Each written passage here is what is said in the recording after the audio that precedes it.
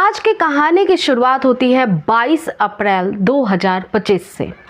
कश्मीर का पहलगांव एक ऐसा जगह है जहां से देश प्रदेश से टूरिस्ट घूमने आते हैं, यहां के हंसी वादियों का लुत्फ उठाने। और पहलगांव में बायसरन नाम का एक जगह है जहां से लगभग 22 अप्रैल को 2 से 3 बजे की दरमियानी दोपहर की एक ऐसी घटना प्रदेश में और देश के बाहर भी सुनाई देती है, जिससे कि सभी का आक्रोश, गुस्सा चरम सीमा पे पहुंच जाता है। 22 अप्रैल को काफ़ी सारे सैलानी जो कि पहलगांव में बसे बायसरन को घूमने आए थे, वो चढ़ाई जो कि एक पहाड़ी चोटी पे बसी हुई एक ऐसी वादियां हैं, एक ऐसी घाटी है जो देखने में बेहद खूबसूरत दिखाई देती है। कई सारे ऐसे कपल जो घूमने आए थे, उनमें से कुछ ऐसे लोग जिन पे आतंकी हमले किए जाते हैं। लगभग 2 से 3 दोपहर का समय हो रहा था और इस समय कुछ आतंकवादी, लगभग 3 से 4 आतंकवादी आते हैं और वो AK-47 हथियार से लैस थे। धड़ाधड़ गोलियों की आवाज़ आना शुरू हो जाती है और एक समूह को टारगेट किया जाता है, यानी वो हिंदू है या मुस्लिम, पूछ पूछ के हिंदुओं को मार डालते हैं। इनमें लगभग 25 से 26 यात्रियों की मौत हो जाती है और इनमें से सभी जेंट्स यानी मेल थे और वो भी हिंदू थे। जैसे ही इस घटना की जानकारी सेना के बड़े अधिकारियों को, सेना को और साथ ही जो इंडिया के तमाम बड़े प्रधानमंत्री हों या फिर रक्षा सुरक्षा मंत्री हों, उन तक पहुंचाई जाती है, वैसे ही आक्रोश अब बहुत ज़्यादा बढ़ जाता है।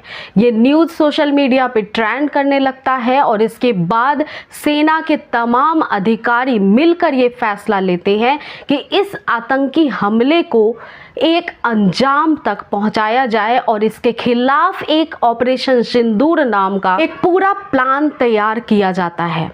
6 और 7 मई के देर शाम को पाकिस्तान पे तरातर अटैक किए जाते हैं इंडिया की तरफ से। उन सभी आतंकी बेस कैंप को निशाना बनाया जाता है, लगभग 9 से 10, जहां से ये आतंकवादी का कनेक्शन जुड़ रहा था, जिन्होंने पहलगांव के यात्रियों पे जानलेवा हमला करने की कोशिश की और कितने सारे निर्दोष प्राणियों की जान भी इसमें चली गई।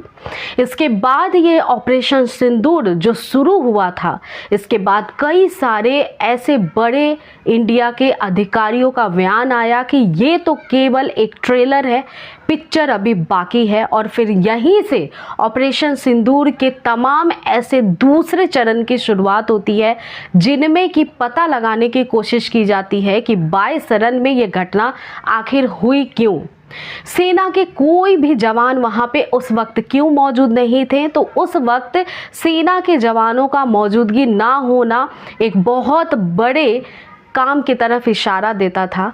जो लोकल्स होते हैं कश्मीरी, वो जब भी कोई टूरिस्ट आता है कश्मीर, उसे घुमाने की कोशिश करते हैं।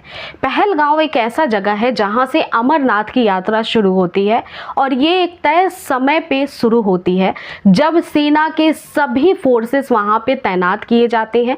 जत्था निकलता है अमरनाथ यात्रा का, जिनको प्रोटेक्शन दिया जाता है। लेकिन ये जो बायसरन है, जो कि पहलगांव का इलाका है, उस समय अमरनाथ यात्रियों की एंट्री नहीं थी और ना ही प्रशासन को ये पता था कि कुछ लोकल्स वहां पे यात्रियों को घुमाने के लिए लेकर के जा रहे हैं। इस वजह से भारी फोर्सेस सेना की वहां पे तैनात नहीं की गई थी और लिहाजा इन सभी चीजों को देखकर आतंकवादियों ने फायदा उठा लिया था।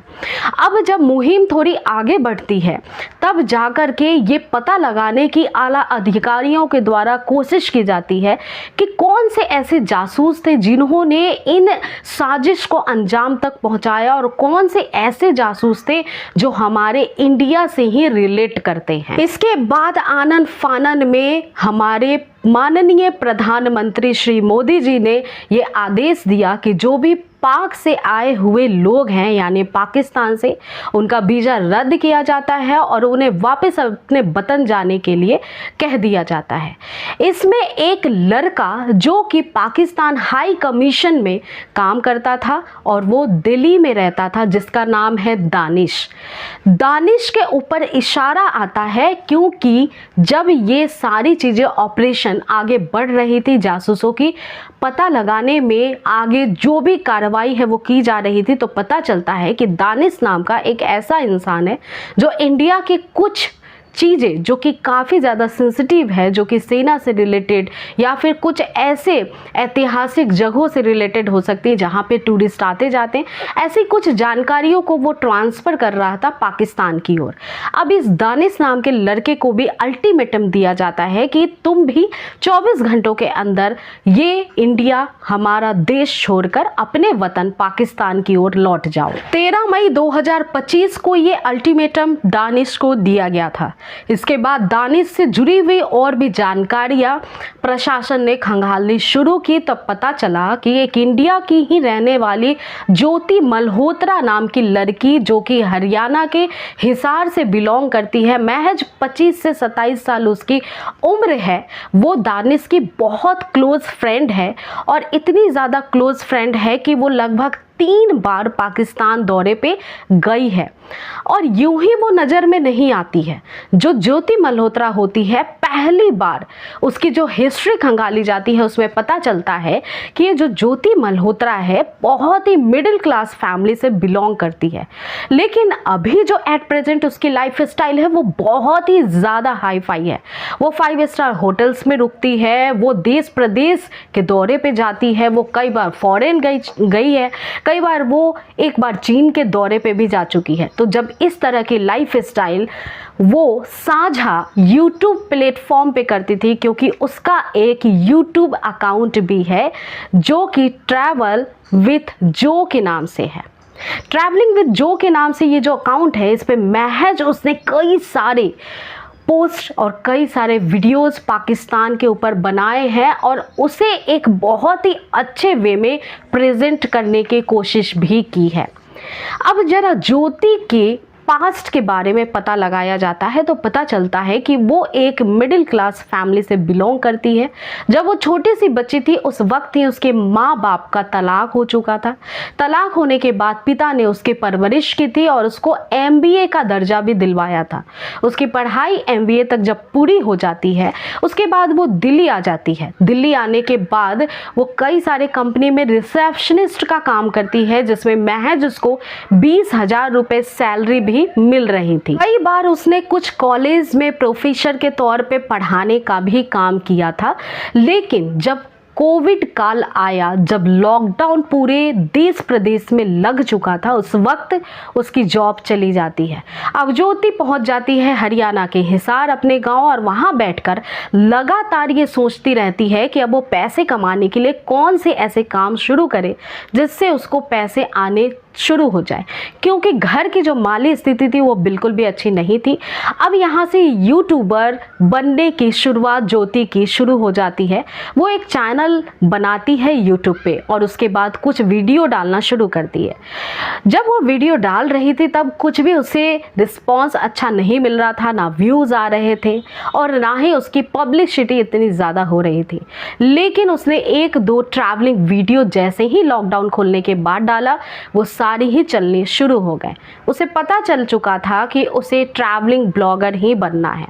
इसके बाद उस दिन उसने डिसाइड किया कि मुझे कुछ ऐसी कंट्री में घूमना होगा जिसको देखने में हमारे इंडिया वाले काफ़ी इंटरेस्ट लेते हों, और वो इसी वजह से पाकिस्तान कंट्री को चुनती है।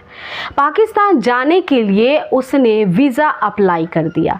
वीज़ा अप्लाई करने के बाद वो सीधे पाकिस्तान के हाई कमीशन पहुंचती है अपने वीज़ा पे स्टाम्प लगाने के लिए। जैसे ही वो हाई कमीशन पहुंचती है उसकी मुलाकात दानिश नाम के एक लड़के से होती है और यह मुलाकात पहली नज़र में ही काफ़ी अच्छी दोस्ती में बदल जाती है। धीरे धीरे नंबर एक्सचेंज होते हैं, दोनों में दोस्ती इतनी ज़्यादा बढ़ जाती है कि पाकिस्तान का वीज़ा तो मिल जाता है ज्योति मल्होत्रा को, वो पाकिस्तान भी चली जाती है, काफ़ी सारे वीडियोस बनाती है, अपने चैनल पे अपलोड भी करती है और पाकिस्तान से आने के बाद भी वो दानिश के कांटेक्ट में रहती है। इतना ही नहीं, जब वो पाकिस्तान जा रही थी उसके बाद दानिश ने उसे एक अपने दोस्त का नंबर भी शेयर किया था और कहा था कि तुम जब पाकिस्तान पहुंच जाओगी तब इस लड़के से मिलना, ये सारी तुम्हारी ज़रूरतों का ख्याल रखेगा, तुम्हें रुकने के लिए जो भी इंतज़ाम करना है वो सब कुछ ये देख लेगा। ज्योति पाकिस्तान जाती है और उसके बाद इस लड़के से मिलती है और एक पार्टी भी अटेंड करती है जो कि पाकिस्तान हाई कमीशन के द्वारा इतने आला अधिकारियों की मौजूदगी में रखी गई थी, जिसमें बहुत सारे बड़े अधिकारी पाकिस्तान के शामिल थे। इस पार्टी में जैसे ही ज्योति की एंट्री होती है, दानिश उसे गेट पे ही मिलता है, रिसीव करता है और उसका स्वागत करता है। ग्रैंड वेलकम के साथ ज्योति आगे बढ़ती है और उसके बाद उसके इंट्रोडक्शन तमाम उन आला अधिकारियों के द्वारा करवाया जाता है जो कि पाकिस्तान के लिए काम करते थे।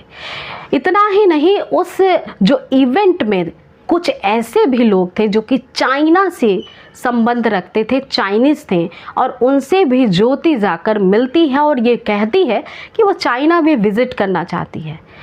ये सब कुछ होने के बाद दानिश से उसकी दोस्ती बरकरार थी और दानिश के दोस्त अब ज्योति के भी दोस्त बनते चले जा रहे थे।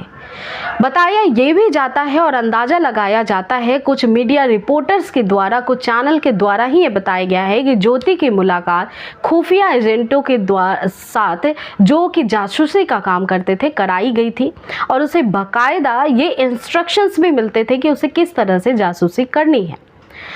इसके बाद जो ज्योति है वो पाकिस्तान से वापस आ जाती है। वापस आने के बाद दानिश के साथ उसकी फिर से दोस्ती आगे बढ़ती ही चली जाती है और फिर ये दोनों ही बाली, इंडोनेशिया भी घूमने जाते हैं। एक बार चीन के दौरे पे भी ज्योति निकलती है, लेकिन ज्योति नज़र में तब आती है जब ये पहलगांव हमला होता है। ज्योति के YouTube अकाउंट पे महज दिसंबर के वक्त यानी दिसंबर 2024 में कश्मीर दौरे पे जाने की जो वीडियोस थी वो वायरल होना शुरू हो जाती है।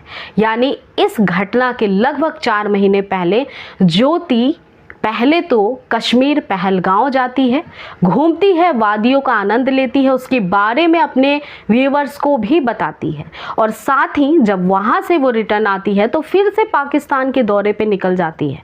अब यहीं से जो हमारी टीम है जो ये जासूसों की जांच पड़ताल करती हैं, उनके नज़र में ज्योति आ जाती है, क्योंकि ज्योति लगातार पाकिस्तान को फेवर कर रही थी, पाकिस्तान के बारे में अच्छी अच्छी बातें कर रही थी और इंडिया के लोगों को वो सारी वीडियोस दिखा रही थी।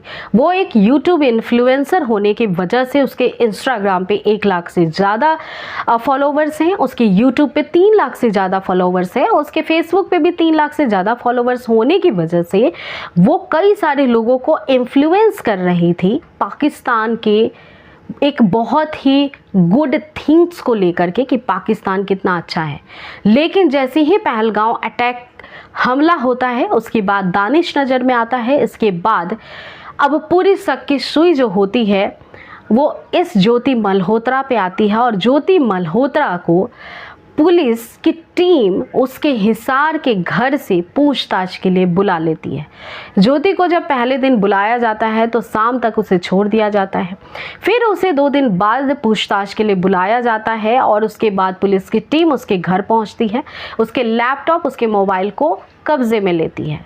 दोबारा पूछताछ करने के बाद भी ज्योति को छोड़ दिया जाता है, लेकिन जब उसके मोबाइल और लैपटॉप को खंगाला जा रहा था उसमें कुछ ऐसे संदेहास्पद चीज़ें मिलती है जिसकी वजह से तीसरी बार ज्योति मल्होत्रा को गिरफ्तार कर लिया जाता है और फिलहाल वो 5 दिन की रिमांड पे भेज दी गई है।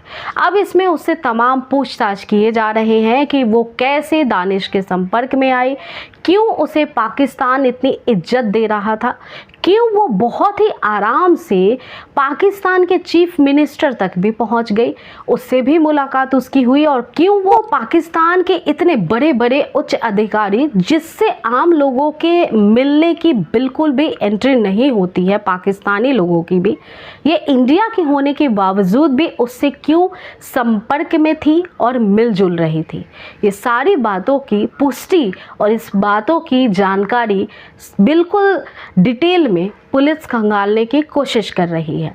बताया ये भी जा रहा है कि उसके पास एक ऐसा डिवाइस था जिससे कि वो जहां भी घूमने जाती थी, अगर उसके बारे में वीडियो भी पोस्ट करती थी तो उस पूरे एरिया का जियोग्राफिकल मैप जो होता था वो सीधे पड़ोसी देश मुल्क के पास पहुंच जाता था, जिसकी वजह से उन्हें साजिश करने में आसानी होती थी इंडिया के खिलाफ। और वो सारी ही चीज़ें जियो टैग इन के थ्रू कर रही थी, ये संदेह जताया जा रहा है। इसके अलावा बताया ये भी जा रहा है, कंफर्म नहीं है लेकिन बताया ये भी जा रहा है कि वो PIOS करके एक संगठन है जिसके थ्रू वो कनेक्शन में थी पाकिस्तान के। इससे किसी भी तरह की जानकारी बहुत ही सिक्योर तरीके से ट्रांसफ़र की जा सकती है किसी भी देश को, और इस वजह से उसने जितनी वीडियोस बनाई है, जितनी जानकारी हमारे दुश्मन मुल्क को साझा की है, इसके बारे में पूरी डिटेल से पुलिस अभी पूछताछ कर रही है। तमाम इसमें कई सारे लोगों की गिरफ्तारी होती जा रही है जो अलग अलग एरिया के जासूस बताए जा रहे हैं।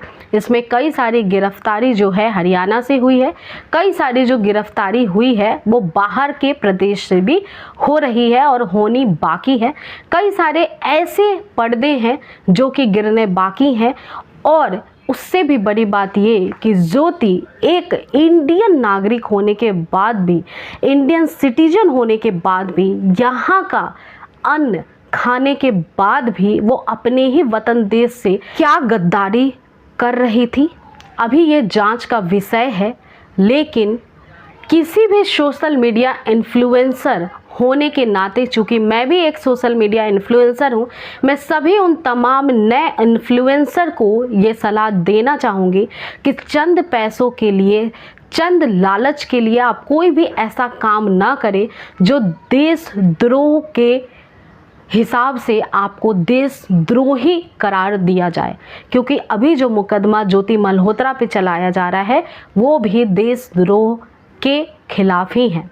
तो आप पेशेंस रखें, अच्छा काम करें, चंद पैसों के लिए थोड़े से लालच में पड़ के किसी भी बहकावे में आ कर के कोई भी ऐसा कदम ना उठाएं जो कि आपके भविष्य को भी खराब कर दे और जो कि हमारे देश के लिए भी काफ़ी ज़्यादा घातक साबित हो। अंदाज़ा लगाया जा रहा है कि शायद ज्योति इन्फ्लुएंस हो गई थी, किसी भी वजह से, किसी भी तरह से उसे लालच दिया गया होगा। वो क्या वजह थी, क्या वो हनी ट्रैप का शिकार हुई थी या फिर कोई और वजह थी, उन सभी कारणों पे भी अभी जांच की जा रही है। आज की कहानी यहीं तक थी। इस कहानी को लेकर के आपके मन में क्या भाव उठते हैं वो ज़रूर कमेंट सेक्शन में बताएं। ऐसी रियल स्टोरीज़ अगर आप सुनना चाहते हैं तो आप इस चैनल को सब्सक्राइब कर सकते हैं और वीडियो पसंद आती है तो लाइक कर सकते हैं। आज की कहानी सुनाने का मेरा मकसद आप सभी की भावनाओं को ठेस पहुँचाना नहीं था। मैं बस कहानी इसी मंशा से सुनाती हूँ कि आप सभी जहाँ भी रहें सुरक्षित रहें और सचेत रहें। मेरा नाम पूजा है। अगली मुलाकात नई कहानी के साथ होगी। धन्यवाद।